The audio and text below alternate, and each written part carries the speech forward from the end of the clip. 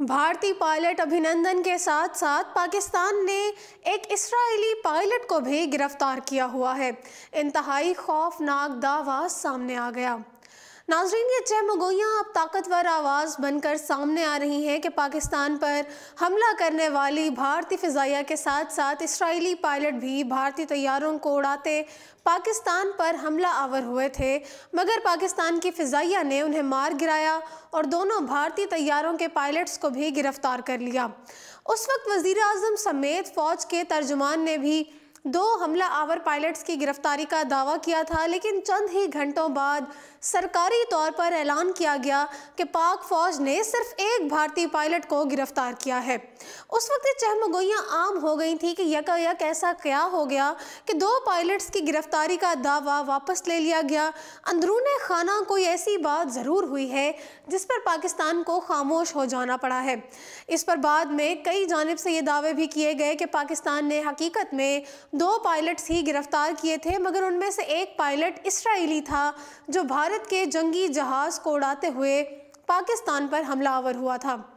नाज़रीन, आपको बताते चले कि 27 फरवरी की सुबह कंट्रोल लाइन के ऊपर होने वाली फ़िज़ाई झड़प में 2 भारतीय तैयारे तबाह हुए थे, जिसके बाद पाकिस्तान ने पहले भारत के 2 पायलट्स गिरफ्तार करने का ऐलान किया था। तमाम बाज़ बताया गया कि एक ही पायलट हिरासत में है।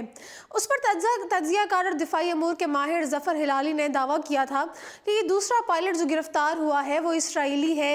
इसी वजह से इस मामले पर खामोशी इख्तियार कर ली गई है। याद रहे कि एक पायलट भारत का विंग कमांडर अभिनंदन था, जिसे रिहा कर दिया गया। पाक फ़ौज के तर्जुमान मेजर जनरल आसिफ गफूर और फिर वज़ीर आज़म इमरान खान ने 2 पायलट्स की गिरफ्तारी का ऐलान किया था, जिनमें से एक CMH में दाखिल बताया गया था, लेकिन रात को फौजी तर्जुमान ने एक ट्वीट में कहा था कि सिर्फ एक ही पायलट पाकिस्तान के पास है।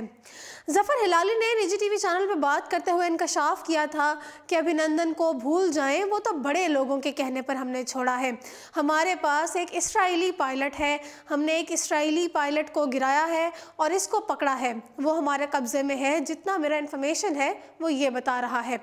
ज़फ़र हिलाली ने कहा कि इस पायलट के लिए इसराइल ने अमेरिका से अपील की थी और अमेरिका इसराइल के साथ है, इसने पाकिस्तान से बात की। ज़फ़र हिलाली का कहना था कि मेरा ख्याल है हमने कोई अच्छा जवाब दिया होगा, इस वजह से कोई कशीदगी नहीं हुई और बहुत जल्द कशीदगी कम हो गई। मीडिया रिपोर्ट्स के मुताबिक 28 फरवरी को एक इसराइली इंटरनेट कारकुन हनन्या नफ्ताली की जानिब से शेयर की गई एक तस्वीर में इसराइली और भारतीय पायलट साथ साथ खड़े दिखाई गए थे। भारतीय तैयारा मार गिराए जाने के अगले ही रोज़ ये तस्वीर ट्विटर पर शेयर की गई। हनन्या इसराइल का बहुत सरगर्म सोशल मीडिया कारकुन है और हुकूमती हलकों में भी काफ़ी करीब ताल्लुकात रखता है। वो खुद को इंसानी हकूक़ का कारकुन कहता है, ताहम हकीकत में मुसलमानों बिलखसूस फ़लस्तीनियों का कट्टर दुश्मन बयान किया जाता है। हनन्या की जानिब से 28 फरवरी को जो फ़ोटो शेयर की गई थी उसमें इसराइली पायलट्स के चेहरे पहले ही से छुपाए गए थे। कौमी अखबार रोज़नामा उम्मत ने भी दावा किया है कि उन्हें इसराइल के हवाले से कई दीगर अहम इत्तलात भी मौसूल हुई, जिन पर मबनी बुध की सुबह शाये होने वाली खबर में बताया गया था कि नई दिल्ली में जब भारत की फ़ौजी और सियासी क़यादत ने पाकिस्तान पर हमले का मंसूबा बनाया तो इसकी इत्तला 2 घंटे पहले पाकिस्तान की ISI के पास पहुंच चुकी थी। खबर में बताया गया था कि भारतीय जंगी मंसूबे के अफशा होने का शुबा अमेरिका या इसराइल पर किया जा रहा था, क्योंकि उन्हीं 2 ममालिक के पास ऐसी टेक्नोलॉजी थी जिसके ज़रिए एक महफूज तरीन इजलास की बातें सुनी जा सकती थीं।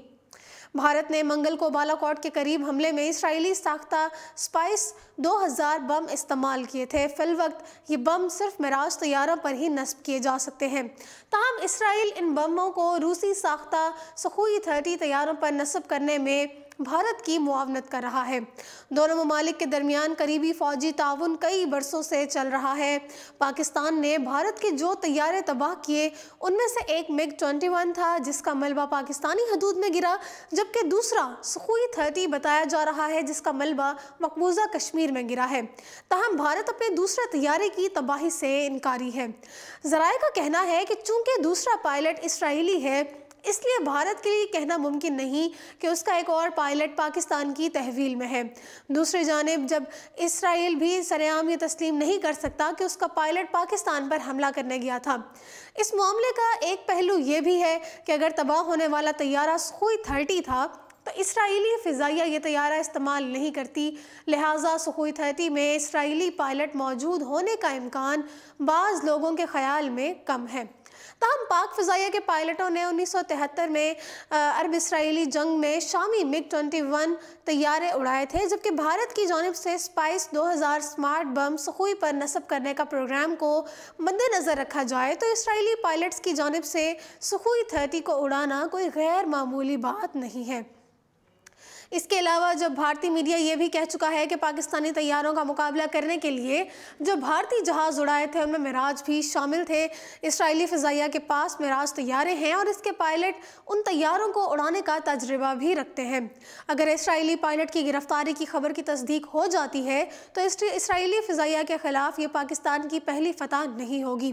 1974 में पाक फ़िज़ाइया के उस वक्त के फ़्लाइट लेफ्टिनेंट अब्दुल सत्तार अलवी ने शामी फ़िज़ाइया का MiG-21 तैयारा उड़ाते हुए इसराइली मिराज मार गिराया था। मार गिराए गए इसराइली पायलट कैप्टन एमलेट्स की वर्दी आज भी PAF म्यूजियम कराची में मौजूद है।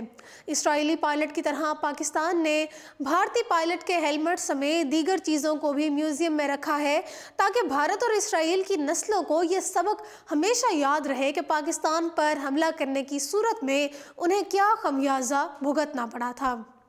फिलवक्त इतना ही। मज़ीद अपडेट्स के लिए देखते रहिए उर्दू पॉइंट।